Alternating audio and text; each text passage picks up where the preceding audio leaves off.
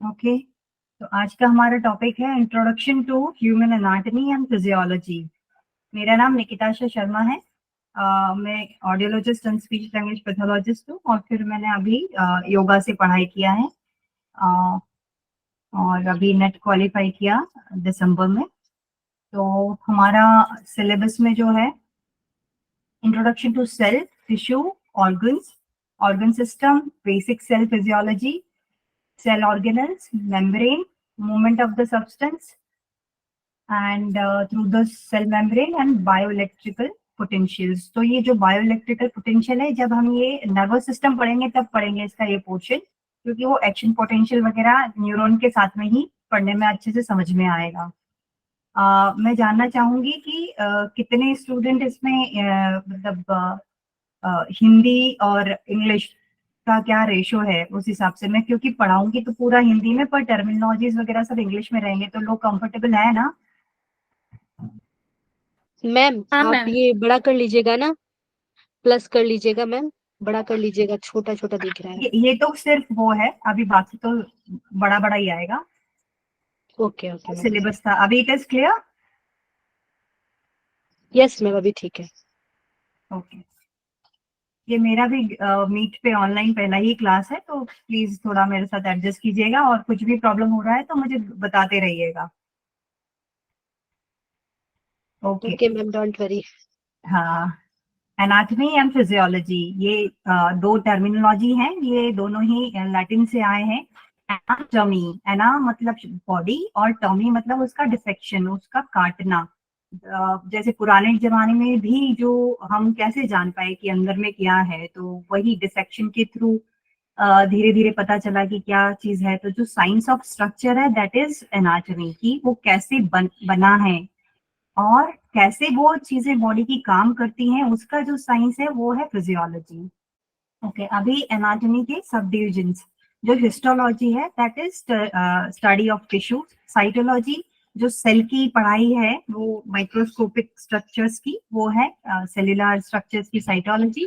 Pathology की इन्हीं चीजों में जो एनाटॉमिकल चेंजेस हो रहे हैं, कुछ भी मान लीजिए, जो ये सेल है जब ये नॉर्मल रहती है तो बढ़िया काम कर रही है, जब ये मेलिग्नेंट होगी तो वही कैंसर वाली सेल बन जाती है। तो उन सेल के नॉर्मल भी जो स्ट्रक्चर है उसमें जो भी कोई चेंजेस हैं, उनकी पढ़ाई को हम बोलेंगे पैथोलॉजी।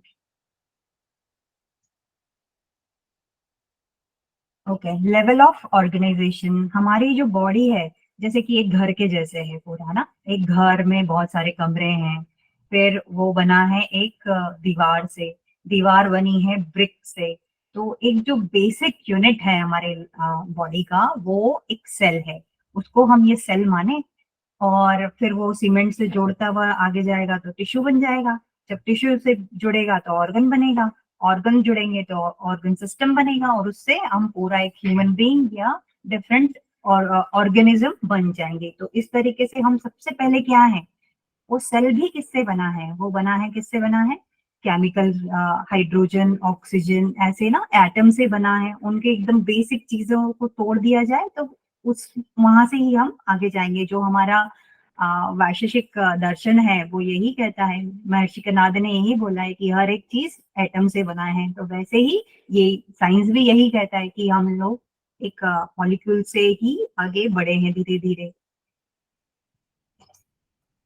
तो जो मैंने समझाया कि हम सबसे पहले जो हाइड्रोजन इस लेवल तक है, फिर इससे आगे जाएंगे, हाइड्रोजन, कार्बन, ऑक्सीजन, इनसे मिल मिल के चीजें बनेंगी, फिर मॉलिक्यूल बन जाएगा, एटम बनेगा, फिर ऐसे हम आगे बढ़ते जाएंगे। अभी सेल्यूलर स्ट्रक्चर, तो जो जैसे मैंने समझाया है कि जो बेसिक स्ट्रक्चर है और फंक्शनल यूनिट है ऑर्गेनिज्म का, वो सेल ही है। जब एक जैसे काम करने वाले सेल आपस में मिलते हैं तो टिश्यू का निर्माण होता है। टिश्यू, टिश्यू क्या है, एक जैसे काम करने वाले सेल आपस में जब मिलेंगे तो टिश्यू का निर्माण होता है। टिश्यू के ये बेसिक टाइप्स हैं, हम इनको बाद में पूरा डिटेल में पढ़ेंगे। एपिथेलियल टिश्यू जो कि त्वचा का निर्माण कर रहे हैं, मसल जो कि हमारे तीन टाइप की मसल्स होती हैं, स्मूथ मसल, कार्डियक मसल और स्केलेटल मसल। फिर कनेक्टिव टिश्यू है जिसमें जैसे कि bone, ligament, tendon, blood, lipid, adipose tissues. तो इस तरह से बहुत सारे कनेक्टिव टिश्यू के अंडर आएंगे। नर्वस टिश्यू जिसका बेसिक यूनिट होता है न्यूरॉन। और एक न्यूरॉन से मिलके आगे ये बढ़ता जाता है, और जो सबसे बड़ी सेल होती है वो भी एक न्यूरॉन ही होता है, जो कि एक पाँव से अंगूठे से चलकर सर तक भी पहुंच जाता है, इतना बड़ा होता है। तो इस तरह के ये बेसिक बेसिक टाइप्स हैं जिनको हम पूरे थोड़े थोड़े और डिटेल में पढ़ेंगे इनको बाद में। जब एक जैसे सारे टिश्यूज मिल गए तो अब वो बनाएंगे ऑर्गन, है ना। एक जैसे काम करने वाले टिश्यूज मिलके बनाएंगे ऑर्गन। जैसे हमारे बॉडी में बहुत सारे ऑर्गन हैं, हार्ट, लिवर, लंग्स, और हम इन सबको क्यों पढ़ रहे हैं, ताकि जब हम योगा करवाएं तो हमें पता हो कि इसका इफेक्ट ऐसा क्यों है। ये इस योगा को हम साइंस और अपनी बॉडी से रिलेट करके अपने जो प्रैक्टिशनर है उन्हें अच्छा सपोर्ट दे पाए, या फिर क्या कॉन्ट्राइंडिकेशन है उनको समझ पाए, या फिर वो किस तरह से बेनिफिट हो रहे हैं उनको भी, जो एनाटॉमी और उसके रिलेशन है अपने बॉडी पे क्या इफेक्ट हो रहा है, हम उसको अच्छे से समझ पाएंगे। अभी जब बहुत सारे ऑर्गन हो गए, वो आपस में मिलके बनाते हैं सिस्टम, ऑर्गन सिस्टम। तो ये हमारे 11 इंपॉर्टेंट ऑर्गन सिस्टम्स हैं जिन्हें हमें पढ़ना है। रिप्रोडक्टिव सिस्टम, इंटीग्यूमेटरी मतलब कि हमारा जो त्वचा का है, जो एपिथेलियल टिश्यू से मिलके बना है, और ये जो त्वचा जो स्किन है उसी को इस सिस्टम में रखा जाता है। स्केलेटल सिस्टम जो कि मूवमेंट में हेल्प करता है। मैस्कुलर सिस्टम, तो इसको मैस्कुलो स्केलेटल सिस्टम मिलके एक भी कर देते कई बार। मसल्स जो 3 प्रकार के हैं, और ये बहुत इंपॉर्टेंट है। हर बार एक एक एग्जाम में कोई एक एक मसल आपको दे देंगे और पूछेंगे कि ये कहाँ का मसल है, तो ये भी हमें अच्छे से पढ़ना है। बोन्स के बारे में, 2 अपेंडिकुलर होता है, एक्सियल होता है, तो इनको भी हम अच्छे से स्केलेटल में पढ़ेंगे। नर्वस सिस्टम में कि वो कैसे जो सूचना है जो हमें बाहर के एनवायरनमेंट से मिल रही है वो कैसे ब्रेन तक पहुंच रही है, कैसे वो फिर वापस टारगेट ऑर्गन तक कमांड आके कैसे हम काम कर रहे हैं, वो हम इसमें से पढ़ेंगे। जो ब्लड का पूरा सर्कुलेशन होता है बॉडी में, जो कि न्यूट्रिएंट्स, ऑक्सीजन और ब्लड के थ्रू न्यूट्रिएंट्स अपने बॉडी में पहुंचाने का काम करता है ना। एंडोक्राइन सिस्टम जो कि हमारे बिहेवियर, इमोशन को कंट्रोल करता है। लिम्फेटिक सिस्टम जो कि हमें इम्यूनिटी प्रदान करता है, और जो ब्लड सर्कुलेशन में जो 3 लीटर ब्लड बच जाता है तो उसको वापस लिम्फेटिक सिस्टम लेता है, रिसाइकिल करता है, और जो वापस उसको प्योर होने के लिए हार्ट में पंप करने के लिए फिर से भेजता है वो यहाँ से, है ना। तो लिम्फेटिक सिस्टम का काम है। डाइजेस्टिव सिस्टम का काम तो हम सबको पता ही है कि कैसे जो फूड हम इनहेल करते हैं वो इंजेस्ट होने के बाद कैसे उसका डाइजेशन होता है, एब्जॉर्प्शन होता है, एसिमिलेशन होता है। रेस्पिरेटरी सिस्टम मतलब कि जिससे कि हम कैसे ऑक्सीजन ले रहे हैं और CO2 छोड़ रहे हैं, तो कैसे गैसियस एक्सचेंज हो रहे हैं बॉडी में। यूरिनरी सिस्टम है, ये एक्सक्रीटरी के अंडर ही आता है। ये एक सिस्टम हो गया यूरिनरी। तो हमारे में जो सिलेबस में ये इतना ही पढ़ना है, यूरिनरी ही पढ़ना है। बाकी तो एक्सक्रीटरी में तो देखो स्टूल भी आ गया, स्वेट ग्लैंड भी आ गई, लैक्रिमल भी आ गया। तो जो त्वचा से जो जो चीज, मेंस्ट्रुएशनल ब्लड आ गया, या जब यूट्रस से बेबी आता है तो प्लेसेंटा भी होता है, तो दैट इज ऑल्सो है एक्सक्रीटरी सिस्टम का ही पार्ट है। कि अलग अलग टाइम पे जो भी चीजें हमारे बॉडी से निकल रही हैं, लैक्रिमल ग्लैंड से निकलता है आंसू, स्वेट से निकलता है पसीना, है ना। तो ये सारे ही जो पार्ट हैं वो एक्सक्रीटरी सिस्टम एक बड़ा चीज है जिसके अंडर में आते हैं। इनफैक्ट जो लिवर होता है वो भी एक्सक्रीटरी सिस्टम का समहाउ पार्ट है, क्योंकि वो टॉक्सिन्स को अलग करता है वहां पे। मेरी आवाज सबको आ रही है? Yes ma'am. जी मैम, क्लियर है। और किसी को कहीं पे स्लो जाना है या और दोबारा से समझना है तो वो मुझे इंडिकेशन दे दें। ओके, अपने आराम से एकदम कंफर्ट लेवल पे रह के चलेंगे। कोई ऐसा नहीं कि हमें खत्म करना है, समझ आना ज्यादा जरूरी है चीजों को, क्योंकि ये तो डेली लाइफ की चीज है। सिर्फ एग्जाम के पर्पज से नहीं, हमें ऐसे भी काम आने ही वाली है। तो ये जो मैंने अभी अभी 11 सिस्टम बताए उन्हीं को यहाँ पे लिख दिया गया है। जो ये हेयर, नेल्स, जो कि जिनके बहुत ज्यादा कुछ रोल नहीं है but still they are part of the body ना, वो सब इसी में आ जाएंगे, इंटेग्यूमेंट्री सिस्टम में। और देखिए स्वेट ग्लैंड, तो कई बार होता है ना कि कोई कोई चीजें मिक्स होती रहेंगी, कि वो इधर भी है वो इधर भी है, क्योंकि बॉडी कोई अलग अलग नहीं कर सकते हैं इसको, तो हमें पूरा ओवरऑल समझेंगे, कभी हम इधर से उधर उधर जंप करते रहेंगे, जब ब्रेन पढ़ेंगे तो एंडोक्राइन उधर आ जाएगा थोड़ा सा। तो इस तरीके से हर चीज सब एक दूसरे से कनेक्टेड है, हम कनेक्ट करके पढ़ेंगे तो अच्छा समझ पाएंगे। अभी हम पढ़ेंगे ना बेसिक लाइफ प्रोसेसेस क्या होती हैं बॉडी में, है ना। तो मेटाबॉलिज्म को हम ज्यादातर देखें तो हम क्या सोचते हैं कि मेटाबॉलिज्म क्या है, खाने का जो डाइजेशन है हम उसको ही मेटाबॉलिज्म समझ लेते हैं। पर जो शरीर में कोई भी क्रियाएं हो रही हैं जिसमें एनर्जी का कंजम्पशन हो रहा है, वो सारी ही मेटाबॉलिज्म में आ जाती है। कोई भी प्रोसेस, देखिए आप रेस्पिरेशन ले लो, कार्डियक एक्टिविटी ले लो, है ना, तो कुछ भी है वो सारी ही इसके अंडर आती हैं। तो अब ये दो तरह की होती हैं, एक है कैटाबॉलिज्म और एक है एनाबॉलिज्म। जब ब्रेकडाउन होके जो कॉम्प्लेक्स केमिकल का ब्रेकडाउन होता है, मतलब कुछ टूटता है ना, जो digestion of protein into amino acid, कोई बड़ी चीज जब छोटी चीज में टूटती है तो वो कैटाबॉलिज्म हो गया, ठीक है। एनाबॉलिज्म ये है कुछ बनना, जब कुछ बनेगा, छोटी चीज से कुछ बड़ा बनेगा तो इसमें एनर्जी यूज होगी एनाबॉलिज्म में। और कैटाबॉलिज्म में एनर्जी रिलीज होगी जब प्रोटीन, जब हम हमारे पास हमने फास्ट रखा, तो अभी हमारे स्टोर में है प्रोटीन लिपिड्स, तो पहले फैट टूटेगा, है ना, तो बड़ी से छोटी चीज टूट के फिर वो हमको ग्लूकोज में के रूप में हमारा बॉडी उसको कंज्यूम करेगा। तो जब बड़ी से छोटी चीज टूटेगी तो एनर्जी रिलीज होगी, एटीपीज रिलीज होंगे, है ना। तो इस तरीके से जब एनर्जी बॉडी को मिल रही है तो वो बन गया कैटाबॉलिज्म। और जब एनर्जी यूज हो रही है कुछ बनाने में, हमारे हमने ज्यादा खाना खा लिया, तो अब वो जो ग्लूकोज है उसको ग्लाइकोजन में बन के स्टोर होना है लिवर में, ताकि जब बुरा वक्त होगा तो वो वापस वहां से काम आएगा, उसको बॉडी स्टोर करके रख लेगा। तो यहाँ पे हम फिर से जो ग्लाइकोजेनेसिस कर रहे हैं, वापस से उसको बना रहे हैं, use of amino acid to build new proteins, यहाँ पे वो फिर से कॉम्प्लेक्स चीजें ही बना रहा है ना, तो इसमें एनर्जी यूज हो जाएगी। इसको बोलेंगे एनाबॉलिज्म। रिस्पॉन्सिवनेस, हमारी बॉडी कोई भी चेंजेस होते हैं बाहर के स्टिमुलस को तो उसको रिस्पॉन्ड करती है ना, that's why we are alive.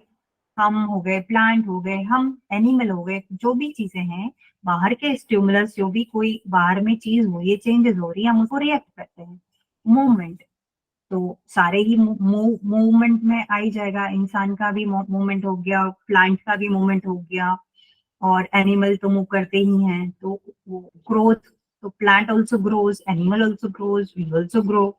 Differentiation कि हमारे पास एक स्पेशल चीज होती है, वो है जीन, जो कि हमारी जेनेटिक इंफॉर्मेशन को एक पीढ़ी से दूसरी पीढ़ी में भेजती है, एक सेल से वो आगे ट्रांसफर करती है नया सेल बनाने में, सेल डिवीजन में के टाइम पे। तो उसको बोलते हैं, उस जेनेटिक मटेरियल जो होता है वो क्रोमेटिन के फॉर्म में होता है। जो क्रोमेटिन होता है वो धागे धागे धागेदार संरचना होती है, जो कि सेल के न्यूक्लियस के अंदर रहती है। कहाँ रहती है? सेल के न्यूक्लियस के अंदर रहती है, क्रोमेटिन होता है। तो जब सेल डिवीजन होती है, कुछ नया बनना होता है, तो फिर वो वहां से क्रोमोजोम बन जाते हैं, फिर वो वहां से टूटता है और उनमें जो जीन होते हैं वो उस जेनेटिक इंफॉर्मेशन को आगे पहुंचाते हैं, और वो उसको बोलते हैं भाई तुम जो सेल बनोगे वो डाइजेशन का सेल बनोगे। तो वैसे वैसे वैसे बहुत सारे डाइजेस्टिव सिस्टम के सेल बनेंगे और वो आपस में मिलके टिश्यू बनाएंगे। फिर वो कौन सा टिश्यू बनाएंगे? डाइजेस्टिव सिस्टम में होता है जो गैंडुलार होता है, सब जिसमें लेयर लेयर वाला होता है। ग्रैंडुलर इसलिए क्योंकि उस वहां पर हार जो पाइप जैसे मान लीजिए आप ना, ग्रंथियां जैसे, ताकि उसमें हार्मोन वहां पर स्टोर रह सके। तो वो जो सेल हैं एक जैसे जो बने हैं, फिर वो आगे बनाएंगे, मसल्स बनाएंगे, तो डाइजेस्टिव सिस्टम में स्मूथ मसल होते हैं तो वो बन गए। तो इस तरीके से मैं एक चीज का आपको एग्जांपल दे रही हूँ कि एक जैसी संरचना वाले जो सेल हो गए वो मिलके टिश्यू बना लिए, फिर वो आगे ऑर्गन बना लिए, फिर ऑर्गन सिस्टम बना लिए। तो उनमें से डिफरेंशिएशन पहले से ही हो जाता है, वो जीन पहले ही डिसाइड कर देता है कि ये सेल किस ऑर्गन का पार्ट होंगे। फिर उसके जैसे बहुत सारे सेल होते हैं, वो आपस में मिलकर वैसी ही चीज बनाएंगे और आगे इसी तरीके से ये क्रम चलता रहता है। तो नेक्स्ट है रिप्रोडक्शन। तो प्लांट अपने सिडलिंग्स बनाते हैं, हम मतलब सेम अपना जैसा जो भी बनाने वाला जो न्यू आपका ऑफस्प्रिंग जिसको बोलते हैं, आपके जैसा ही वो बन जाएगा रिप्रोडक्शन के अंदर। तो में आगे चलेंगे, सर्वाइवल नीड्स हमारी क्या क्या है ना। तो हमें क्या क्या चाहिए, पहले तो न्यूट्रिएंट चाहिए, कार्बोहाइड्रेट, फैट्स, प्रोटीन्स, मिनरल्स, ये हमारे बिल्डिंग ब्लॉक्स हैं हमारे बॉडी के। इनको मैक्रोज बोलते हैं, किसको, कार्बोहाइड्रेट, फैट, प्रोटीन, ये तीनों हमें ज्यादा मात्रा में चाहिए तो इन्हें मैक्रोज कहा जाता है। मिनरल्स एंड वाइटामिन्स जो होते हैं वो थोड़ी थोड़ी मात्रा में चाहिए, मिलीग्राम में चाहिए, तो इन्हें माइक्रोज कहा जाता है। अभी ऑक्सीजन, ऑक्सीजन तो सर्वाइवल नीड है ही। फिर वाटर, वाटर हमारा जो होता है टेम्परेचर रेगुलेट करता है, बाउल मूवमेंट के लिए इजी करता है। एक्चुअली तो देखा जाए हमारा बॉडी इज 80% ऑफ वाटर, हर चीज में वाटर है। फिर और क्या है, हमारा प्रेशर, जो गैसेस एक्सचेंज कैसे होता है, वो डिफ्यूजन के थ्रू होता है। एक तरफ जो प्रेशर उधर की तरफ बढ़ गया तो फिर वो ऐसे लो, हाई से लो की तरफ चीजें जाती हैं। जो जो गैस है ऑक्सीजन, जो एलेविलाई में गैस एक्सचेंज होता है वो इसी प्रिंसिपल पे होता है। किस प्रिंसिपल पे, डिफ्यूजन के प्रिंसिपल पे, कि जिधर की तरफ हायर कॉन्सेंट्रेशन है वहां से ऑक्सीजन के एटम जाएंगे लोअर की तरफ, तो इस तरह से O2 इधर आ जाता है और CO2 बाहर निकल जाता है। तो ये भी हमें चाहिए, राइट अमाउंट ऑफ। अभी ना एक बहुत इंपॉर्टेंट टर्म है होम्योस्टेसिस, थोड़ा थोड़ा आपको किसी को आइडिया है इसके बारे में? हमारे बॉडी जी का मैम एक होम्यो ऑप्टिमम टेम्परेचर है जो हमेशा जी मेंटेन रहने के लिए हमारा हर बॉडी सिस्टम उसको प्रोसेस करने के लिए वैसा बनाने का कोशिश हमेशा करता है, उसी को कहते हैं होम्योस्टेसिस। जी, जैसे कि भगवत गीता में क्या लिखा है, स्थित प्रज्ञ, कि समस्थिति में रहना है ना। तो जब हम हमारा बॉडी को बाहर की चीजें जो है वो हर दिन बाहर की जो भी स्टिमुलस है वो चेंज करने का कोशिश कर रहे हैं, पर हमारा बॉडी चाहता है कि अंदर जो सा चल रहा है वैसा ही चलता रहे। हम उसको, हम उस चीज से इफेक्ट ना हो, बदले नहीं। अंदर की चीज, अंदर का टेम्परेचर है तो वो सेम चले, पीएच है ब्लड का तो सेम चले, है ना। तो भी चीज है वो सेम चले। और बाहर का स्टिमुलस है वो आपको कभी स्ट्रेस देगा तो वो इंटरनल हो गया फैक्टर, और टेम्परेचर है तो वो एक्सटर्नल हो गया, वो बाहर से मिल रहा है, तेज धूप हो गई है बाहर। तो ऐसी वाले स्टिमुलाई जो बाहर से हमारी बॉडी की चीजों को चेंज करने चाहते हैं, पर हमारा बॉडी कहता है नहीं, हम तो जो है जैसे समस्थिति में रहें। तो यही जो प्रोसेस है इसी को होम्योस्टेसिस कहते हैं। और ये दो तरह से काम करता है, एक तो इसमें न्यूरल नर्वस सिस्टम इन्वॉल्व हो जाता है और एंडोक्राइन में इन्वॉल्व हो जाता है। कैसे होगा हम इसको धीरे धीरे जानेंगे।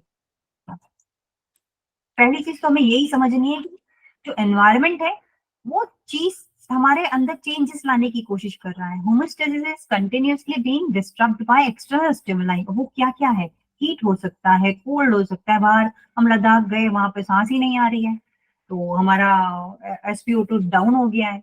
तो उसका कहीं ना कहीं जो है हम उसे टैकल करने के लिए हमारा बाकी चीजों को वो धीरे कर देगा, ताकि और जगह की जो ऑक्सीजन है वो उधर ब्रेन में पहुंचे, नहीं तो हाइपोक्सिया हो जाएगा बंदे को। तो जो ये बॉडी का ऑटोमेटिक मैकेनिज्म है, जैसे स्ट्रेस में आ गया, पीछे कुत्ता पड़ गया है तो आपका सिंपैथेटिक नर्वस सिस्टम काम करना शुरू कर देगा। जहां ज्यादा ब्लड चाहिए उधर ज्यादा ब्लड जाएगा, हार्ट जहां ज्यादा ऑक्सीजन चाहिए वहां पे ज्यादा ऑक्सीजन जाएगा। आपका डाइजेशन इम्पैक्ट हो जाएगा, क्योंकि जो पेट में डाइजेशन के लिए जो भी ब्लड चाहिए था वो सारा तो जा रहा है आपके लंग्स में, ऑक्सीजन सब उधर जा रहा है क्योंकि आपको तो तेज भागना है। तो जो ये स्ट्रेस वाली पोजीशन है ये आई है बाहर से, है ना। साइकोलॉजिकल हो गया तो वो अंदर से आई है। अगर बाहर और नॉर्मल स्ट्रेस कोई बाहर से आया है तो वो एक्सटर्नल स्ट्रेस में आ जाएगा। जो एक्सरसाइज है वो खुद आप कर रहे हैं पर उसका इफेक्ट हो रहा है अंदर, तो ये इंटरनल स्टिमुलाई में आ गया।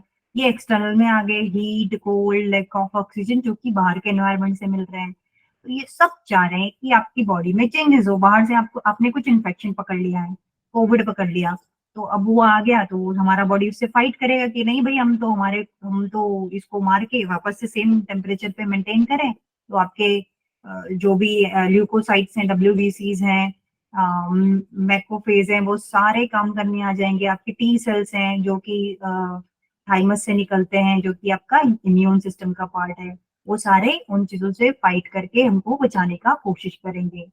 तो इसीलिए हम चाहते हैं कि हमारे बॉडी की समस्थिति, होम्योस्टेसिस बना रहे। और एक चीज है, हमारे होम्योस्टेसिस का मतलब होता है कि आस प्लस माइनस कुछ। हमारे बॉडी का टेम्परेचर कितना होता है बताइए? 37 डिग्री। हाँ, तो अब ये ना 0.5 प्लस भी हो जाएगा, 0.5 माइनस हो जाएगा तो भी हमारा बॉडी थोड़ा झेल लेता है ना। ये थोड़ा वाइड रेंज है कि भाई हम थोड़ा बहुत झेल लेंगे। ऐसे ही ब्लड प्रेशर भी थोड़ा प्लस माइनस में हम झेल लेते हैं, पर जो ब्लड का पीएच है वो थोड़ा भी इधर उधर होगा तो हमारा बॉडी नहीं झेल पाता है, हम बीमार हो जाएंगे। तो इस तरह से बहुत सारे पैरामीटर्स हैं बॉडी के कि कुछ तो भाई मैं चला लूंगा, 0.5 इधर प्लस हो गया माइनस हो गया, इतने में ना मेरे को वो हाइपोथर्मिया हो रहा है ना हाइपरथर्मिया हो रहा है, मैं काम चला लूंगा।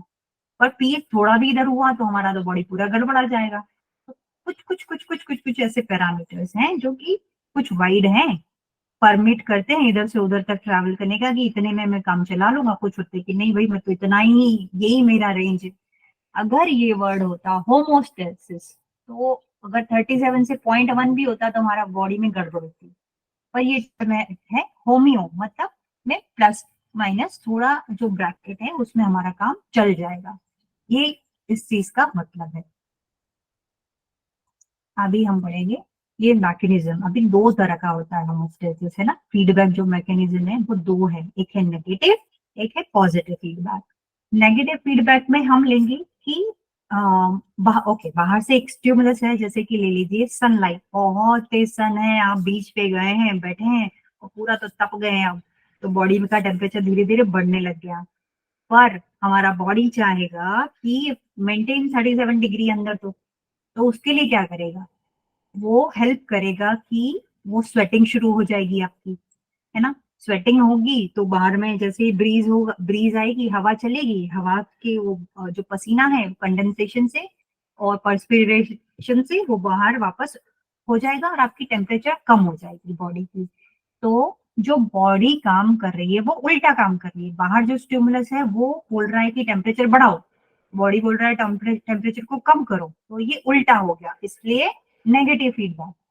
Through negative feedback we are controlling our body temperature.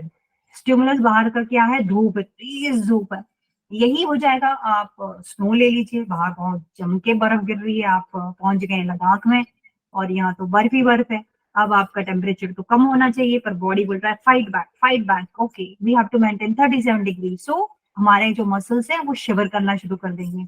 जब शिवरिंग होगी तो उनसे एनर्जी प्रोड्यूस होगा, that will turn into some heat, की बॉडी को थोड़ा बहुत हीट मिलेगा, हम थोड़े वापस से गर्माहट की तरफ जाएंगे, है ना। तो हमारा बॉडी उल्टा फाइट कर रहा है, तो ये इस टर्म को हमने बोला negative feedback. Okay, when the stimulus from outside is कि वो जो वो करना चाह रहा है, अगर हमारा बॉडी उसी चीज में हेल्प करे, जैसे कि इसके बहुत ज्यादा एग्जाम्पल मेरे पास नहीं है बट एक बहुत सिग्निफिकेंट एग्जाम्पल है कि man a mom is pregnant with like baby और 9th मंथ चल रहा है, तो अभी उसके कॉन्ट्रैक्शंस चालू हुए और इस मतलब अभी ये टाइम है कि वो बेबी को पुश करके बाहर निकाले, तो वो जो कॉन्ट्रैक्शंस हैं तो वो है कि स्ट्रेच, जो आपका सर्विक्स है वो स्ट्रेच हो, तो वो स्ट्रेच वाला जो स्टिमुलस है वो बेबी को बाहर निकालना चाहता है। ओके, तो that stimulus goes to your hypothalamus. Hypothalamus का जो पोस्टीरियर पिट्यूटरी है वहां से निकलेगा और ऑक्सीटोसिन, ऑक्सीटोसिन जो हार्मोन होता है वो बोलेगा स्ट्रेच को बढ़ाओ, तो सर्विक्स को डायलेट करो, तो वो जो वहां से जितनी बार एक एक कॉन्ट्रेक्शन होगा उतनी उतनी बार आपका पिट्यूटरी, एंटीरियर पिट्यूटरी से, सॉरी पोस्टीरियर पिट्यूटरी से ऑक्सीटोसिन रिलीज हो रहा है और उतनी ही बार वो स्ट्रेच को हेल्प कर रहा है to push out the baby. तो हमारा बॉडी भी यही चाहता है कि वो बेबी बॉडी से बाहर आए मम्मी के। तो और ये स्टिमुलस भी यही था कि स्ट्रेच हुआ, कॉन्ट्रैक्शन हुआ था, तो दिस सपोर्टिंग मैकेनिज्म जो हो गया तो ये पॉजिटिव फीडबैक में आ जाएगा। अभी ये मैं चाहूंगी कि आप ये दोनों एग्जाम्पल आप कभी ना भूलें, all your life you should remember what is negative feedback and what is positive feedback, है ना। क्योंकि बहुत ही आराम से जो बॉडी बाहर का स्टिमुलस जो है हमारी बॉडी भी वही चाह के उसको पॉजिटिवली पुश कर रही है, तो वो पॉजिटिव।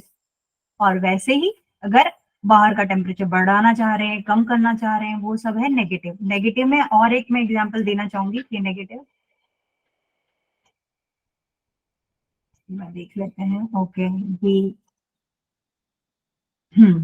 नेगेटिव फीडबैक का और एक एग्जांपल हो जाएगा आपका आप कोई मुझे बताएगा कि इंसुलिन क्या काम करता है बॉडी में, ग्लूकोज को बढ़ाता है या घटाता है, सिर्फ ये बताइए।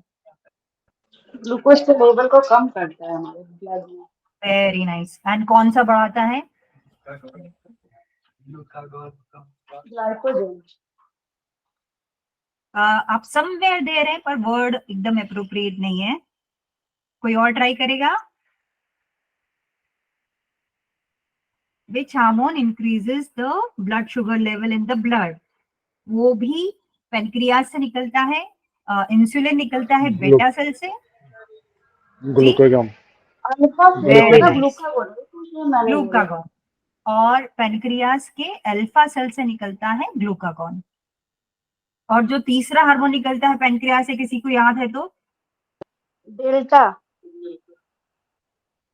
वो तो सेल हो गया ना, वो डेल्टा हार्मोन का नाम सेल है। बताइए। सोमैटोस्टैटिन होता है, वो ग्रोथ हार्मोन को सोमैटोस्टैटिन। रोकने के दोनों का very somatostatin. Nice, very nice, good. मुझे अच्छा लग रहा है कि मेरा जो ऑडियंस है वो थोड़ा बहुत पहले से सब कुछ पढ़े हुए हैं, अच्छी बात है।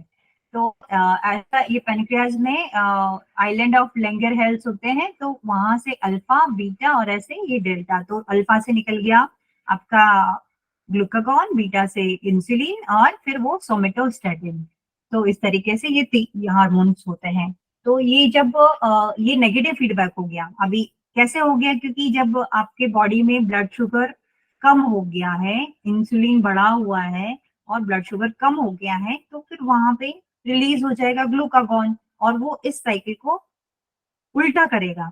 तो जब हमारा बॉडी नहीं चाहता है कि आप जब बहुत ज्यादा आपका बॉडी का ब्लड शुगर लेवल कम हो जाए, और इसीलिए वो जब ग्लूकागॉन रिलीज करेगा तो वो बन गया नेगेटिव फीडबैक। तो it is also a type of this one. अब मैंने इतना समझा दिया, तो इस वाले का तो एक बहुत ही कम काम है कि हमारा होम हीटिंग सिस्टम कैसे काम करता है। उसने सेंसर ने डिटेक्ट किया कि कितना टेम्परेचर है। अगर ज्यादा ज्यादा रूम में गर्मी है तो कंप्रेसर ऑन हो जाता है एसी का, वो सेंस करके अपने आप। और जब उसको लगता है, आजकल इन्वर्टर एसीज आ गए हैं कि भाई अब तो टेम्परेचर हो गया है 25 डिग्री, इसने इतना ही मांगा था, तो कट कर देगा उसको, कंप्रेसर को। सिर्फ ब्लोअर चालू होगा, सिर्फ हवा आती रहेगी और कंप्रेसर कट हो जाएगा, तो आपका एनर्जी जो इलेक्ट्रिसिटी है वो बचेगी। तो इस तरह से जो ये मैकेनिज्म है कि सेंसर जो है पहले पिकअप करते हैं, तो ऐसे ही हमारे बॉडी में जो सेंसर रिसेप्टर्स होते हैं वो पहले सिग्नल को पिकअप करते हैं। ओके, मेरे पास एक था जिसमें ये सब बना हुआ है। ओके, बाहर से आया स्ट्रेस, फिर सेंसर्स ने उसे पिकअप किया, फिर उसके बाद हमारा कंट्रोल सेंटर हो गया, हाइपोथैलेमस हो गया या सेरिब्रल कॉर्टेक्स हो गया। इनके बीच में, ये सेंसर और कंट्रोल सेंटर के बीच में जो इंफॉर्मेशन ऊपर जा रही है वो जाती है एफेरेंट सिस्टम से, है ना। एफेरेंट जो न्यूरॉन्स हैं, एफेरेंट जो आपका चैनल है, उनसे वो इंफॉर्मेशन, बाहर में आपने कुछ गर्म चीज को छुआ, एफेरेंट न्यूरॉन उसे ऊपर लेके गए, हमें समझ में आया okay reflex, move your hand from the hot object. तो वो जो ऊपर ऊपर गया, कंट्रोल सेंटर पे गया, तो वो गया एफेरेंट से। फिर वहां से ऑर्डर आया कि भाई हटाओ, तो वो आया एफेरेंट से। और बाद में इफेक्टर वो हैंड के पास में आया, तो वहां पे इफेक्टर जो आया, फिर मसल ने बोला कॉन्ट्रैक्ट योर हैंड, तो वहां से वो हमारा इफेक्ट हुआ। तो इस तरीके से ये इसके मेन पार्ट्स हैं कि एक बाहर का स्टिमुलाई होगा, एक रिसेप्टर्स होंगे बॉडी में, फिर एफेरेंट चैनल होगा, फिर ऊपर में एक कंट्रोल सेंटर होगा, फिर इफेरेंट सिस्टम होगा, फिर इफेक्टर पे वो असर करेगा। इस तरीके से ये एक पूरा चैनल होता है। अभी इसके ना दो चीजें हुई। पहला तो आपका पूरा न्यूरॉन्स काम आया, तो इसलिए नर्वस सिस्टम तो काम आया ही ना। जब एफेरेंट चैनल यूज आ रहा है, इफेरेंट चैनल यूज आ रहा है, तो आपका नर्वस सिस्टम काम आ गया। पर जैसे मैंने आपको एग्जाम्पल दिया कि स्ट्रेस वाले चीज में आपके हार्मोन्स रिलीज हो रहे हैं, है ना। ऑक्सीटोसिन हुआ पॉजिटिव फीडबैक में पोस्टीरियर पिट्यूटरी से, तो एंडोक्राइन सिस्टम भी आया, जो एंडोक्राइन सिस्टम से ही आपके पेनक्रियास से जो हार्मोन्स है वो बैलेंस हो रहे हैं। जब बहुत ज्यादा एड्रेनलिन बढ़ जाता है बॉडी में, तो उसको फिर नॉर्मलाइज करने के लिए नॉर एड्रेनलिन होता है। तो ऐसे ही सारे हार्मोन्स काफी सारे पेयर में काम करते हैं, एक बढ़ाता है एक कम करता है। ऐसा ही हमारे भगवान ने इतना सुंदर हमारे बॉडी को बनाया है, इतनी अच्छे तरीके से कि सब कुछ बैलेंस में चले, सम स्थिति में रहे। और सब कुछ ठीक ठाक चलता रहे। ओके, तो अभी आई होप कि होम्योस्टेसिस सबके लिए क्लियर हो। तो फिर हम ना ये थोड़े इनकी पोस्चर्स के बारे में बात कर लेंगे। होम्योस्टेसिस सबके लिए क्लियर है ना? मैम एक डाउट है। बोलिए। मैम जो ये होम्योस्टेसिस है, पॉजिटिव और नेगेटिव फीडबैक आपने बताया, तो ये तो हमारे जी बॉडी में इंटरनली खुद ही साइमल्टेनियसली चलते रहते हैं। जी नर्वस सिस्टम और हमारे इंडोक्राइन सिस्टम दोनों को खुद कोऑर्डिनेट करते हैं। जी तो फिर आपने जो बताया कि ये जो नेगेटिव है वो और पॉजिटिव अलग अलग बताया कि वो मतलब इन्वायरमेंट से इन्फ्लुएंस होते हैं, वो तो होते ही है। उसके रीजन तो दोनों हो सकते हैं, इन्वायरमेंट से भी हो सकते हैं, इंटरनल भी हो सकते हैं। होम्योस्टेसिस जो हमारा डिस्टर्ब होता है, हाँ दोनों हाँ वे से हाँ, हो सकता है। तो ये कोई बीमारी नहीं बताई ना मैंने, ये ऐसे होता नहीं है नहीं, हमारे बॉडी बीमारी में नहीं मैकेनिज्म। बताया। हाँ हाँ, ये तो ये होता है और ये साइमल्टेनियसली हमें समझ चलते में आना चाहिए कि ऐसा ही बैलेंस चलता रहता है। पर अगर ये बिगड़ता है तो वही बीमारी बन जाता है ना। कि मान लीजिए आपका जो इंसुलिन का सेंसिटिविटी कम हो गया, इंसुलिन सेंसिटिविटी कम होने से ब्लड में तो बोलेगा कि और इंसुलिन आओ और इंसुलिन आओ, तो इंसुलिन की मात्रा बढ़ जाएगी बहुत ज्यादा फिर, है ना। इंसुलिन सेंसिटिविटी जो रिसेप्टर है कम हो गए, तो यही तो होता है डायबिटीज मेलिटस में। बट हमारा बॉडी तो सेंसिटिविटी, खुद पहले तो कोशिश करता है कि जब तक है पॉजिटिव और नेगेटिव बिल्कुल फीडबैक ऑटोमेटिक चलता रहता है हमारी बॉडी बिल्कुल में बिल्कुल, ये कंटिन्यूसली। ऑटोमेटिक ही प्रोसेस है। जैसे हम खाते हैं पीते हैं, जैसे हम सांस लेते हैं, ये उसी तरह का प्रोसेस है। ये नॉर्मल बॉडी का प्रोसेस है जो हम जाने अभी तक, इसमें कोई अबनॉर्मल चीज नहीं बताई है। अगर कुछ बॉडी में प्रॉब्लम होगी तो ये गड़बड़ा जाएगा, ये बोलना चाह रही हूँ मैं। मान लीजिए बाहर से आपका कुछ बैक्टीरिया ने अटैक किया, तो हमारा बॉडी उसको टेम्परेचर बढ़ा देता है ताकि वो बैक्टीरिया उतना टेम्परेचर झेल नहीं पाए और मर जाए। तो वो जो क्या बन गया, वो फीवर बन गया। तो ये ऑटोमेटिक है ना, ये ऑटोमेटिक सिस्टम है हमारे बॉडी का। वो एक सिम्टम है। Fever can be symptom for many disease.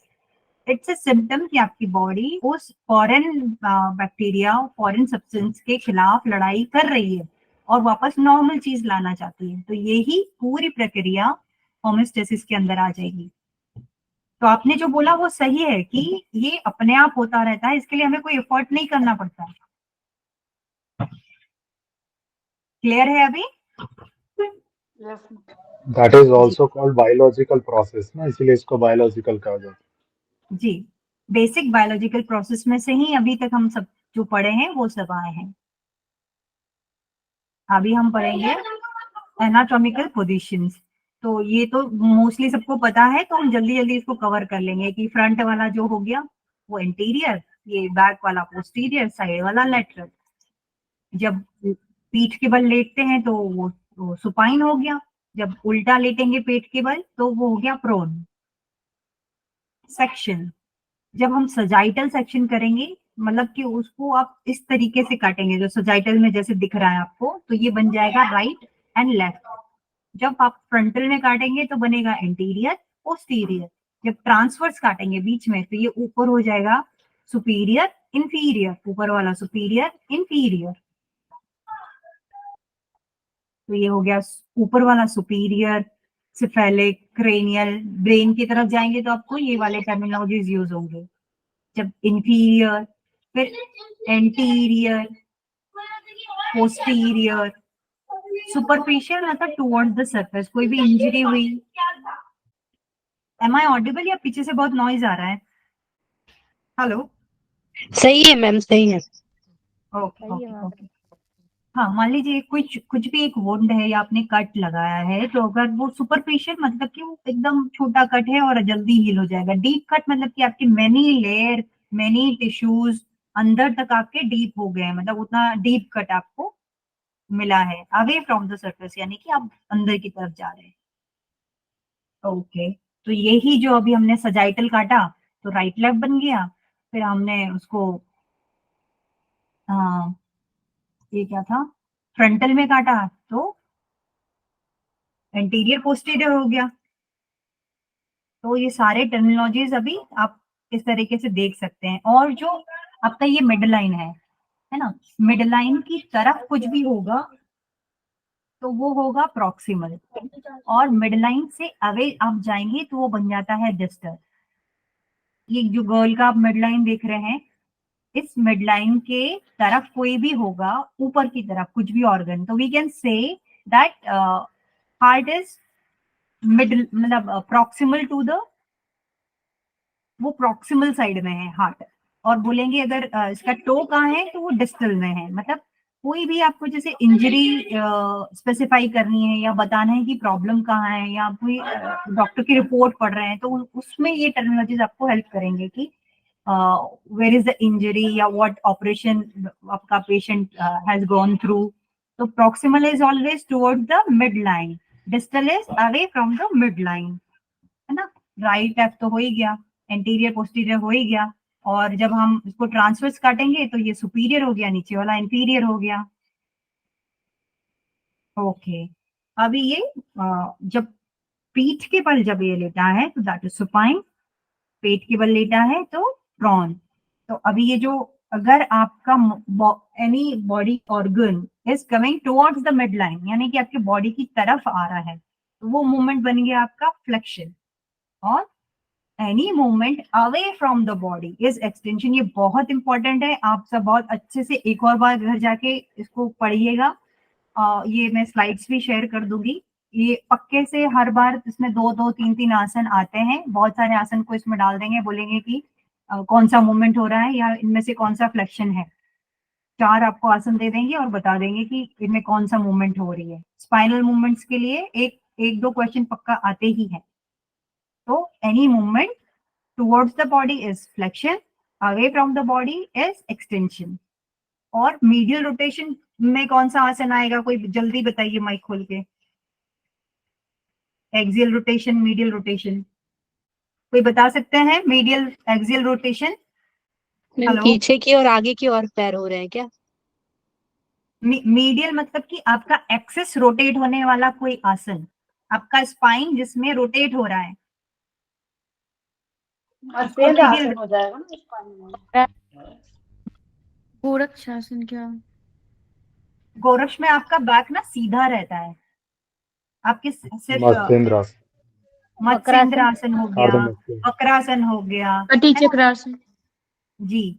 और एक्सियल एक्सटेंशन मतलब आप अपने एक्सिस को स्ट्रेच कर रहे हैं, एक्सियल एक्सियल एक्सटेंशन, ताड़ासन हो जाएगा। Very nice. लेटरल एक्सटेंशन में कौन सा आएगा? लेटरल मतलब साइड में एक्सटेंशन हो रहा है। त्रिकोणासन। कोणासन हो जाएगा, त्रिकोण। कोणासन के सारे सीरीज हो जाएंगे। हाँ ठीक, एकदम सही। अभी जो मूवमेंट है, अगर बॉडी से दूर जा रहा है, लेटरल पोर्शन का, है ना। अभी लेटरल पोर्शन में आ गए आपके हाथ, अगर हाथ और पैर आ गए, अगर वो बॉडी से दूर जा रहे हैं तो वो हो गया अबडक्शन। अबडक्शन, बॉडी से दूर जाना। और जब बॉडी की तरफ आएंगे तो वो बन गया अडक्शन। क्लोज इन, गैप कम हो रहा है, वो एंगल कम हो रहा है, जो आपके हाथ या पैर और आपके बॉडी के मिड लाइन से बन रहा है, वो एंगल कम हो रहा है, तो बन गया अडक्शन, है ना। इसको बहुत इंपॉर्टेंट है, इसको भी याद रखना है, इस बार भी इसका क्वेश्चन हमें आया था। देन बॉडी के पोर्शन का एंगल कम होते हुए अपनी बॉडी की तरफ आ रहा है, एंगल कम हो रहा है, दैट बिकम्स अडक्शन। जब एंगल इंक्रीज हो रहा है तो वो बन जाता है अबडक्शन। इसको हम स्पाइनल मूवमेंट को और एक बार अच्छे से डिटेल में पढ़ेंगे। ये इंट्रो है, इसलिए आज थोड़ा थोड़ा ऊपर से सब कुछ हमने टच किया है। अभी बॉडी कैविटीज, जो ऊपर का पोर्शन है क्रेनियल, ये है क्रेनियल कैविटी। थोरेसिक कैविटी जो आपका चेस्ट वाला पोर्शन है, वो थोरेसिक कैविटी में आता है। एब्डोमिनल कैविटी में आपके सारे डाइजेस्टिव ऑर्गन्स आ गए। पेल्विक में आपका रिप्रोडक्टिव सिस्टम आ गया। तो इस तरीके से हमारी 4 मेन कैविटीज होती हैं। अभी हम सेल स्टार्ट करेंगे। सेल का ब्रीफ तो मैंने बता ही दिया कि this is basic structure and basic functional unit of the, okay. तो सेल किसने डिस्कवर किया था, कोई जल्दी से बताइए। Robert Hooke. Which year? 1665 में, 1665। Very nice. And when was the nucleus discovered and by whom? Nucleus ने किसने खोजा था और कौन सी ईयर में खोजा था? ऑप्शन देंगे तो बता देंगे मैम, मैं भी भूल गई हूँ। Okay, Robert brown. Robert brown correct है ना? रॉबर्ट ब्राउन रॉबर्ट हाँ, ब्राउन। रॉबर्ट अठारह ब्राउन। सौ ये इकतीस एक दो है जो कि मेन है, ये हमें याद रखने में थोड़ा मतलब सही रहता है हमेशा के लिए। एक दो चीजें हैं ये है आपका सेल थ्योरी है ना। तो सबसे पहले 1665 में रॉबर्ट हुक ने ये खोजा और 1883 में रॉबर्ट ब्राउन, ये दो याद रख लेंगे तो चल जाएगा काम। अभी यूनिसेलुलर ऑर्गेनिज्म जो बहुत सिर्फ एक ही से बनते हैं वो इस टाइप के सेल में आएंगे जिनमें एक ही सेल है, एक ही सेल से वो लोग मिलके बने हुए हैं। तो ये उनके एग्जाम्पल आ गए, गिलाना, पैरामीजियम, यीस्ट है ना, जो बहुत ही छोटे हैं जिनको माइक्रोस्कोप से हमें देखना पड़ेगा। मल्टी सेलुलर जिसमें एक से ज्यादा सेल हैं, वो मल्टी सेलुलर में आ जाएंगे, जैसे कि प्लांट, एनिमल, हम लोग। साइज ऑफ द सेल, तो जो स्मॉलेस्ट सेल है वो है माइकोप्लाज्मा, ठीक है। लार्जेस्ट सेल है ऑस्ट्रिच एग। तो आप सिर्फ सुनते भी रहेंगे ना तो आपको ये बेनिफिट में रहेगा, क्योंकि थोड़ी थोड़ी इंफॉर्मेशन कभी कभी। स्मॉलेस्ट सेल क्या है? माइकोप्लाज्मा। लार्जेस्ट सेल क्या है? Ostrich egg. ह्यूमन बॉडी में क्या है लार्जेस्ट सेल? उनके बारे में बात कर लेते। Size of cell in human, तो ह्यूमन में जो स्मॉलेस्ट सेल है, कुछ बोला कोई? सॉरी, स्मॉलेस्ट और वो बताया। हाँ, स्मॉलेस्ट जो सेल है वो है स्पर्म सेल, और लार्जेस्ट सेल है ओवम सेल, और लॉन्गेस्ट जो होती है वो मैंने बताया था आपको कि नर्व सेल है, जो कि ना एकदम पैर के अंगूठे से चालू होके और एकदम आपके ब्रेन तक, तो 1 मीटर। लॉन्गेस्ट सेल हो गया नर्व सेल, लार्जेस्ट हो गया ओवम सेल, स्मॉलेस्ट हो गया स्पर्म सेल, और सबसे छोटा सेल हो गया माइकोप्लाज्मा, सबसे बड़ा हो गया ऑस्ट्रिच एग। ये मेन है जो हम एकदम ऊपर ऊपर से सारे टच कर रहे हैं। सेल की खोज की रॉबर्ट हुक ने 1665 में, और 1883 में रॉबर्ट ब्राउन ने न्यूक्लियस को खोजा। ओके, तो ये हमारी सेल की स्ट्रक्चर आ गई। जो सबसे बाहर वाला लेयर है वो है सेल मेम्ब्रेन, इसे प्लाज्मा सेल बोलेंगे। इसके अंदर जो भरा हुआ है, अंदर जो लिक्विड, वो हो गया प्लाज्मा, साइटोप्लाज्म। फिर इसके अंदर जो ये आपको पर्पल एरिया दिख रहा है ये हो गया न्यूक्लियस, और उसके अंदर जाएंगे न्यूक्लियोल। न्यूक्लियोल के अंदर आपका डीएनए रहता है, पर डीएनए जो इस तरीके से नहीं रहता, वो एकदम धागे धागे के टाइम में ही रहता है। सिर्फ ऐसा इस कब बनता है? जब सेल डिवाइड होके कुछ नई सेल बनने वाली होती है, तो ऐसी वाली डीएनए इस फॉर्म में, ये लैडर वाले फॉर्म में आता है। अदरवाइज वो एकदम धागे धागे ऊन के गोले जैसे बना रहता है। वो किससे बना रहता है? क्रोमेटिन से। उस जेनेटिक मटेरियल को क्या बोलते हैं? क्रोमेटिन बोलते हैं। ये सेल का कंट्रोल सेंटर है ना, न्यूक्लियस। और उसके अंदर होता है न्यूक्लियोल, और उसके अंदर होता है क्रोमेटिन, जो कि हमारी जेनेटिक इंफॉर्मेशन रिटेन करता है। तो ये देखिए, DNA contains coded information that passes on every single inherited characteristics। Ma'am, तो मैम थोड़ा बड़ा हाँ, कर दीजिएगा ना। बड़ा। Okay okay okay okay okay, कैसे करते हैं बड़ा? ये नीचे दिख रहा है ना वहाँ आपको, पे ये प्लस सबसे नीचे प्लस माइनस ठीक है, दिख रहा है लाइन ना, हाँ वाला प्लस प्लस। ये सही। ये ठीक है। हाँ, ओके मैम, ठीक है। पर अभी आपको साइड में वाली चीजें नहीं दिख रही होगी फिर। अप एंड डाउन कर सकते हैं, ऊपर नीचे कोई नहीं। ठीक है, तो ये जो आपको पर्पल वाला एरिया है, अभी तक हम इसी के बारे में बात कर रहे हैं, है ना।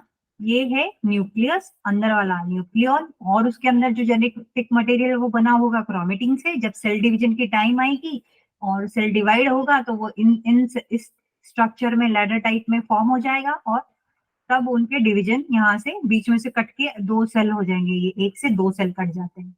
अभी इसके बारे में और क्या क्या चीज होते हैं, ये येलो वाले हैं, जो येलो कलर के जो हैं, ये हैं माइट्रोकॉन्ड्रिया। ये है power cell, power house of the cell. यहाँ से एटीपीज रिलीज होते हैं, ठीक है। और इसके जो ये चारों तरफ की ग्रीन वाली स्ट्रक्चर देख रहे हैं आप, ये है एंडोप्लाज्मिक रेटिक्यूलम, ठीक है। ये है एंडोप्लाज्मिक रेटिक्यूलम। अच्छा, और एक चीज मैं बताना भूल गई, न्यूक्लियस के अंदर बनता है राइबोसोम, फिर वो बाहर निकल जाता है। राइबोसोम जो होता है वो प्रोटीन सिंथेसिस का काम करता है, और ये जो डॉट डॉट है वो ही राइबोसोम है। वो एकदम बड़ा नहीं बना सकते, एकदम छोटा छोटा होता है। जब वो जाके इन ईआर पे, एंडोप्लाज्मिक रेटिकुलम को ईआर बोलते हैं, इन पे चिपक जाता है, तो उसको बोलेंगे हम रफ एंडोप्लाज्मिक रेटिकुलम। और जब वो फ्रीली घूमता रहता है, इधर उधर घूमता रहता है, तो वो बन जाता है, जहां पे चिपका हुआ नहीं है वो बन गया स्मूथ, और जहां चिपक गया वो बन गया रफ ईआर। ओके, तो इस तरीके से। फिर उसके बाद है ये गोल्गी एपरेटस। अच्छा चलो, जो राइबोसोम था वो यहाँ से बना, न्यूक्लियस में बना, फिर निकला यहाँ से, फिर यहाँ पे चिपक गया, और इसके आगे फिर ये इधर गया, और जो अब क्या हुआ, अब जो प्रोटीन जो भी था ना, उसको यूजेबल फॉर्म में कौन बनाएगा? अभी तक तो वो इस तरह से नहीं बनाए कि सेल उसे पूरा यूज कर दे। तो उसमें मान लो प्रोटीन की कमी है तो और प्रोटीन ऐड होगा, कार्बोहाइड्रेट की कमी है तो कार्बोहाइड्रेट ऐड करेगा। कौन करेगा? गोल्गी एपरेटस, उसे गोल्गी कॉम्प्लेक्स भी बोलेंगे। तो गोल्गी एपरेटस उसको पैकेज करता है ना, ट्रांसपोर्ट करता है, पैकेज करता है, इस तरीके से बना पाता है, बनाता है उस प्रोटीन को कि हम उसको जो भी मटेरियल है उसको इस तरीके से पैक करता है कि उसे आगे सेल यूज कर पाए। तो राइबोसोम जो होता है, these are tiny protein producing factories, protein produce chemical messages that run a cell. मतलब वो सेम ही चीज बोल रहा है कि प्रोटीन यहाँ से प्रोड्यूस हुआ, फिर यहाँ पे चिपक गया तो वो स्मूथ, सॉरी रफ है यार, नहीं चिपका तो वो बन गया है स्मूथ है यार। और फिर यहाँ से वो जो मटेरियल है जो भी निकला, जो ईआर है, ये ट्रांसपोर्ट कर रहा है, इसके आगे में अब ये पैकेज कर रहा है, ट्रांसपोर्ट कर रहा है और चीज को भेज रहा है, जैसा सेल को जरूरत है वैसा उसको चेंज कर देगा। जो वैक्यूल है, ये लाल वाली संरचना आप देख रहे हैं, ये फैट को स्टोर करता है, ठीक है, ये फैट को स्टोर करता है। और जो सेल मेम्ब्रेन है ना, ये बहुत इंपॉर्टेंट है। सेल मेम्ब्रेन जो होता है वो ग्लाइकोलिपिड, कोलेस्ट्रॉल जो होता है इसको, वो उसको रेजिस्टेंस प्रोवाइड करता है ताकि वो अपनी संरचना बनाए रखे। और जो सेल मेम्ब्रेन है वो इन सबको, जितने भी ऑर्गेनल्स इस अंदर में तैर रहे हैं, इधर उधर हैं, तो इन सबको वो प्रोटेक्ट करने का काम करता है। प्लस ये होता है सेमी परमेजिएबल, ये डिसाइड करता है कि मैं इसको आने दूंगा, इसको अंदर नहीं आने दूंगा। चीजें कुछ भी हो सकता है, ऑक्सीजन, न्यूट्रिएंट्स, वाटर, बैक्टीरिया, भाई इसको तो अंदर नहीं आने देना, ये तो फॉरेन बॉडी है। तो वही ये सब सेल मेम्ब्रेन ही डिसाइड करता है। जो सेंट्रियोल है, जो कि स्पिंडल लाइक स्ट्रक्चर बनाता है, जो कि कब काम आता है ना, जब सेल डिवीजन होता है, जब सेल डिवाइड होती है तो ये उसमें हेल्प करता है। जो साइटोप्लाज्म है, ये जो ये लिक्विड भरा है, ये साइटोप्लाज्म हो गया। जो लाइजोसोम है, इसको हम सुसाइडल बैग बोलते हैं, या आत्महत्या की थैली तरीके से इसका नाम है। तो ये क्या होता है, इसमें ना सारे डाइजेस्टिव एंजाइम टाइप हैं, जो भी अभी काम नहीं आएगा वो इसमें जाके सब दे डाइड इन दिस, वो यहाँ पे एब्जॉर्ब हो जाते हैं, उनका डाइजेशन हो जाता है, जो भी चीज जैसे आरबीसीज हैं। तो ये इसीलिए इसको सुसाइडल बैग भी बोला जाता है। तो ये इसके मेन सारे पोर्शन हमने कवर कर लिए हैं। अभी हम प्लाज्मा मेम्ब्रेन के बारे में पढ़ेंगे, जो कि आउटर मोस्ट लेयर है। ये बहुत ही डेलिकेट होती है, थिन होती है, इलास्टिक होती है और सेमी परमीबियल होती है, जैसे कि अभी हमने बात की। इसमें दो लेयर होती हैं, बाय लिपिड, है ना, बाय लेयर, इसके डबल लेयर में होती हैं लिपिड्स के। तो हमेशा याद रखिए, 2 layers of lipid molecule in which protein molecules are floating. अंदर में प्रोटीन मॉलिक्यूल्स फ्लोट करते हैं और ऊपर और नीचे 2 लिपिड की लेयर होती है, बाय लिपिड लेयर, है ना। और इसका काम क्या है? सेल की संरचना को बनाए रखना, उसे कुछ आकार देना, अंदर के जो ऑर्गन है उसको प्रोटेक्ट करना, क्या अंदर जाएगा क्या नहीं जाएगा वो डिसाइड करना, और maintain homeostasis, very very important.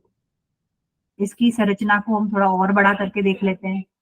ये देखिए, 2 layer of lipid in between protein, okay. And जो ये कोलेस्ट्रॉल होता है, ये इसको रिजिडिटी देता है, कि वो उसको जो टेंशन प्रोवाइड करता है वो है कोलेस्ट्रॉल। दैट्स व्हाई हम बोलते हैं कोलेस्ट्रॉल खाना भी जरूरी है। ऐसा नहीं है कि कोलेस्ट्रॉल बॉडी के लिए खराब है, एक सही मात्रा में कोलेस्ट्रॉल बॉडी को चाहिए ही होता है। हमारे जितने कितने सेल हैं, हम हमारे जो बॉडी है ट्रिलियंस ऑफ सेल से मिलके बनी है, और उतना कोलेस्ट्रॉल हमको चाहिए, जो कि बहुत ही कम मात्रा में होता है, पर चाहिए सबके लिए। जो ये साइटोस्केलेटन है ना, ये क्या करता है, स्पिंडल्स होते हैं, ये हमारे, और ये किस पे होते हैं, ये प्लाज्मा में ही होते हैं, और ये हमारे बॉडी को स्ट्रक्चर प्रदान करने में हेल्प करते हैं अलोंग विद दिस मेम्ब्रेन। ये मेम्ब्रेन को भी स्ट्रॉन्ग बनाते हैं। तो साइकोल स्केलेटन का काम है हेल्प करना, और स्पिंडल जो भी होते हैं इसके, उससे उस संरचना को मजबूती प्रदान करना। साइटोस्केलेटन सेल डिवीजन के टाइम पे भी हेल्प करता है। ओके, ये सब हम बात कर चुके हैं कि सेल मूवमेंट, परमेबिलिटी, जो क्या आने जाना है वो सब, कोई बैरियर बन जाता है, क्या नहीं आना है, क्या जाने देना है। ठीक है, तो ये किस किस से मिलके बना होता है, तो थोड़ी मात्रा में इसमें कार्बोहाइड्रेट भी होता है, पर मेनली हम अगर जब बोलेंगे तो बायोलिपिड लेयर है, अंदर में प्रोटीन फ्लोट कर रहा होता है, और कोलेस्ट्रॉल से मिलके बना है, ग्लाइकोलिपिड्स। बाकी ज्यादा इतना डिटेल हमें याद रखने की जरूरत नहीं है, इतना ही पूछते हैं हमसे। फंक्शन ऑफ प्लाज्मा ये हो गया है ऑलरेडी, एक बार पढ़ देती हूँ। Keeps a cell intact, protective barrier, regulate transport in and out of the cell, small lipid soluble molecules, example oxygen and carbon dioxide को बोलता है तुम आ सकते हो, जा सकते हो, और water can also freely cross the membrane, पर जो नहीं देना है उसके लिए वो बैरियर का काम करेगा। Ions and large molecule can not cross without assistance. तो इसके लिए जो होता है कि कैसे जाएंगे वो, तो उस टाइम पे जो एक होता है डिफ्यूजन, एक होता है असिस्टेड डिफ्यूजन, मतलब वो किसी में बाइंड करके जाते हैं। ऐसे वाले मॉलिक्यूल जैसे प्रोटीन्स जो कि क्रॉस कर सके, तो उसको असिस्टेड डिफ्यूजन प्रोसेस के थ्रू ये फिर वो क्रॉस करते हैं। अलाउ सेल रिकॉग्निशन, पहचानने में मदद करता है। एंकरिंग होता है, ये तो मैंने बता ही दिया कि जो साइटोस्केलेटन की जो एंकरिंग होती है ये इसके थ्रू ही होती है, वो इसको भी मजबूती प्रदान करता है साथ में। Provide binding site for enzymes, इनके पास क्या होते हैं ना, जो सेल के बाहर में प्लाज्मा मेम्ब्रेन में रिसेप्टर्स होते हैं। मान लो आपके बॉडी ने ऊपर से भेजा ऑक्सीटोसिन, है ना, पर वो कहीं जाके तो वो उसका रिसेप्टर होगा जहाँ पे उसको काम करना है। तो आपके सर्विक्स, यूट्रस, ये जो भी है, इनके बाहर में वहां पे एक रिसेप्टर है और यहाँ एक रिसेप्टर है। तो वो जो वहां से जो न्यूरोट्रांसमीटर और आपके हार्मोन निकले, उनके सबके एक बाइंडिंग रिसेप्टर्स होंगे कि इसको यहाँ जाके काम करना है, इसका ये साइट है और यहाँ पे उसको काम करना है। तो ऑक्सीटोसिन वहां रिलीज हुआ, यहाँ सर्विक्स पे आके चिपका, और उसने उसको मसल्स को ऑर्डर दिया कि रिलैक्स, सॉरी स्ट्रेच मोर, कॉन्ट्रैक्ट मोर। तो वो मसल का कॉन्ट्रैक्शन उसने बढ़ाया। तो इसीलिए जो रिसेप्टर्स होते हैं वो कहाँ होते हैं, वो प्लाज्मा मेम्ब्रेन में होते हैं। सेल वॉल, नॉन लिविंग और जो प्लांट वगैरह होते हैं, बैक्टीरिया वगैरह होते हैं, उनमें सेल वॉल होती है। हमारे पास में प्लाज्मा मेम्ब्रेन होती है ना। ये it can be tough, rigid and sometime flexible. किससे मिलके बनी होती है, तो ये सेल्यूलोज से मिलके बनी होती है। These are differences between plant cell and animal cell. इनकी बनती है सेल्यूलोज से, हमारी बनती है बाई लिपिड और क्या था, इंटीग्रल प्रोटीन अंदर में, कोलेस्ट्रॉल, ये सब इनका बना है हेमीसेल्यूलोज एंड पैक्टीन से। तो ये डिफरेंसेस हो गए between animal and plant cell, plant membrane का जो सेल वॉल है उसमें। ठीक है, ये थिन हो सकती है, मोटी हो सकती है। इसके फंक्शन क्या है, it provide definite shape, strength and rigidity. Function तो सेम ही होगा, वो भी लिविंग बीइंग है, हम भी लिविंग बीइंग है, उनका भी मोस्टली ऐसे ही हो रहा है, हमारे भी ऐसे ही हो रहा है। वो भी प्रोटेक्ट कर रहा है इसके अंदर जो जो भी चीजें होंगी उनको। Helps in controlling cell expansion, protect cell from external pathogens. हमारा भी पैथोजन से हेल्प करता है, कोई बाहर का बैक्टीरिया को घुसने नहीं देता है वो। At at whatever capacity जो उसकी होगी उसके ऊपर वो उतना फाइट करता है। अब ये ट्रांसपोर्ट अगेन बहुत सारे इसमें डिफ्यूजन सारे प्रोसेसेस वगैरह आ जाएंगे, इसको हम कल कर लेते हैं। इसमें आपको ये सब कवर मैं बता देते हैं brief intro. Passive transport, active transport, और जो फेगोसाइट, पेनोसाइट, किस किस नॉर्मल प्रोसेस से क्या क्या चीजें होती हैं सेल में ना, कैसे हमारा गैस के एक्सचेंज होते हैं, ये हम सब कल पढ़ेंगे। मतलब हम बहुत डिटेल में नहीं पढ़ेंगे, सिर्फ फोटो देख के समझेंगे कि ये प्रोसेसेस क्या है, ताकि आगे का चीजें हमें अच्छे से समझ में आ जाए। Am I clear to everyone?